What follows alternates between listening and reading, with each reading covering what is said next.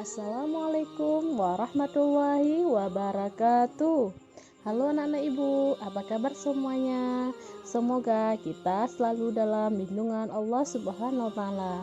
Baik anak-anak ibu, Bu Ani hari ini akan menceritakan terkait sahabat dan sirah Nabi, yaitu Talhah bin Ubaidillah. Nah, Talhah berasal dari Bani Taim bin Murrah. Ayahnya bernama Utsman bin Umar bin Ka'ab. Ibunya adalah Sa'bah binti Al-Hadrami. Talhah adalah tokoh penting dalam kaumnya. Pribadinya yang baik membuat orang semua suka padanya. Mereka berharap Talhah akan jadi pemimpin mereka. Nah, pekerjaan utama Talhah adalah berdagang, perniagaan sampai ke luar negeri. Sebagai orang kaya, Talhah juga sangat pemurah. Bantuannya banyak diberikan kepada orang yang tak punya.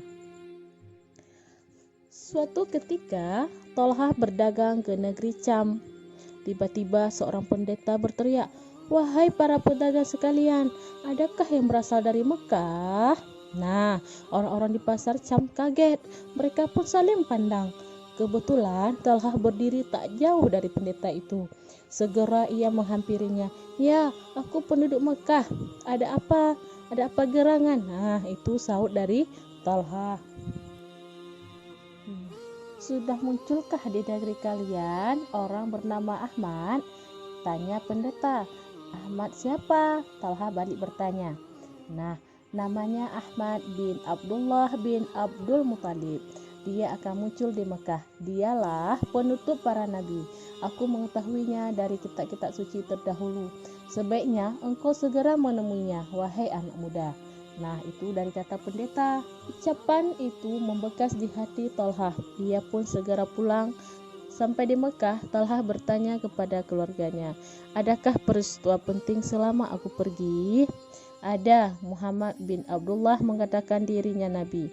Abu Bakar mempercayainya dan mengikuti agamanya, jawab mereka semua. Nah, Talhah terperanjat.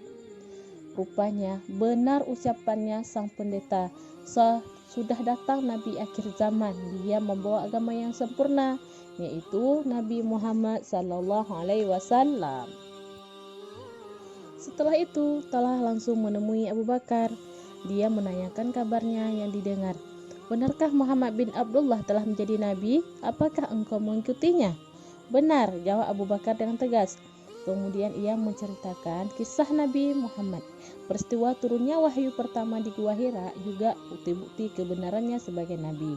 Talhah pun bercerita tentang ucapan pendeta di Syam. Abu Bakar pun tercengang.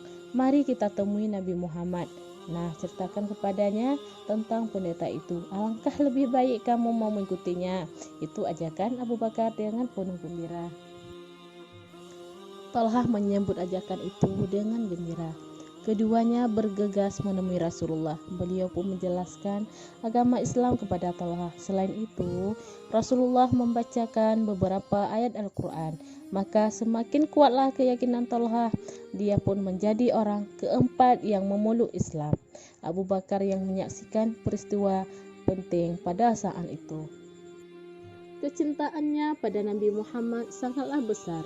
Saat perang Uhud, banyak kafir Quraisy mengepung Nabi. Keselamatan Nabi Muhammad terancam. Talhah beserta sahabat lainnya melindungi Rasulullah. Mereka berperang mati-matian. Talhah menjadikan tubuhnya sebagai tameng melindungi Nabi, sehingga kafir Quraisy gagal membunuh Rasulullah. Nah, usai perang, Talhah ditemukan pingsan. Ia mengalami luka-luka yang hampir merenggut nyawanya.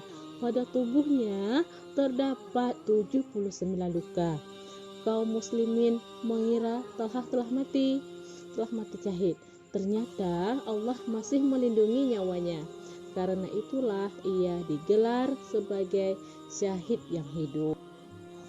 Talhah seorang yang cerdas. Dia sering ikut serta dalam musyawarah penting, misalnya dalam memilih khalifah atau pemimpin Islam tertinggi. Talhah termasuk anggota Majelis Surga. Dia ikut rapat menentukan khalifah yang akan diangkat.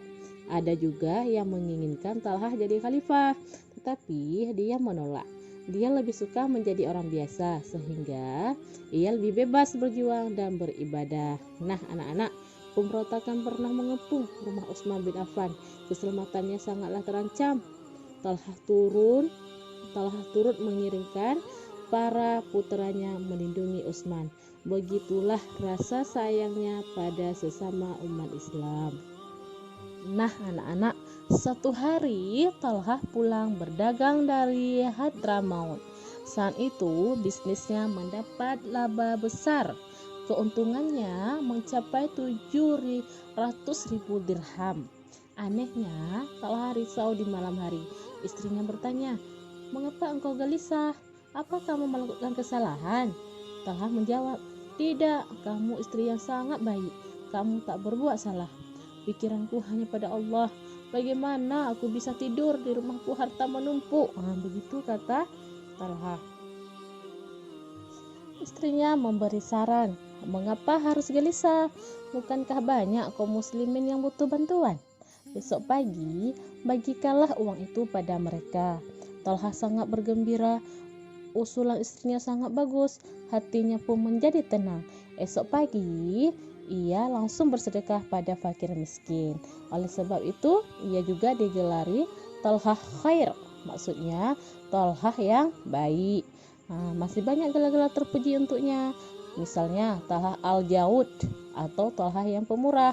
Ia juga digelari Talhah Al-Fayyad atau Talhah yang dermawan.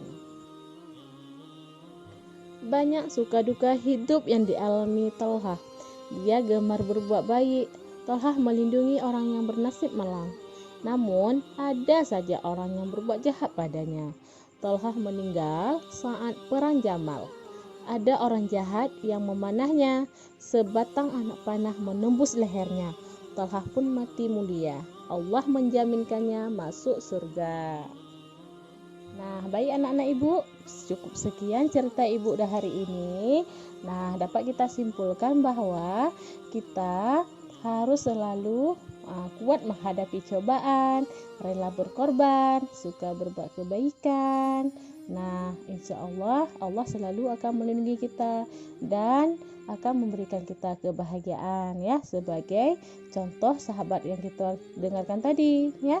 Nah, cukup sekian Ibu Ani akhiri. Assalamualaikum warahmatullahi wabarakatuh.